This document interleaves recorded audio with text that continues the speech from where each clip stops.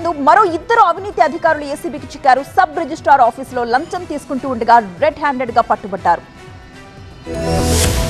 Hyderabad Vanasthalipuram sub register ఆఫీసులో ఆకస్మిక తనిఖీలు చేపట్టారు ఏసీబీ అధికారులు. ఏసీబీ డీఎస్పీ ఆనంద్ కుమార్ నేతృత్వంలో జరిగిన ఈ సోదాల్లో ఇద్దరిని రెడ్ హ్యాండెడ్ గా పట్టుకున్నారు. 200 గజాల ప్లాట్ రిజిస్ట్రేషన్ కోసం ₹1,00,000 డిమాండ్ చేశాడు sub registrar Rajesh Kumar. Final గా ₹70,000 బేరం కుదుర్చుకున్నాడు. అయితే అక్కడ టైపిస్ట్ గా పనిచేస్తున్న రాజేష్ సాయంతో 70,000 తీసుకుంటుండగా ఏసీబీ అధికారులు రంగంలోకి దిగి సబ్ రిజిస్ట్రార్ తో పాటు టైపిస్ట్ ను కూడా రెడ్ హ్యాండెడ్ గా పట్టుకున్నారు. తదుపరి విచారణ తర్వాత పూర్తి వివరాలు వెల్లడిస్తామన్నారు ఏసీబీ డీఎస్పీ ఆనంద్ కుమార్. ఎవరైనా లంచం డిమాండ్ చేస్తే వెంటనే ఏసీబీకి ఫోన్ కొట్టాలన్నారు. ₹70,000 తీసుకొని వచ్చినప్పుడు అతను ఆ 70,000 ఒక రమేష్ అని చెప్పేసి ఇక్కడ డాక్యుమెంట్ రైటర్ అసిస్టెంట్ లాగా పనిచేస్తుంటాడు, టైపిస్ట్ అని చెప్పి అతనికి ఇమ్మని చెప్పాడు. రమేష్కి ఈరోజు అతను ఆ ₹70,000 ఇవ్వడం జరిగింది. Ramesh on behalf of sub register డబ్బులు యాక్సెప్ట్ చేయడం జరిగింది.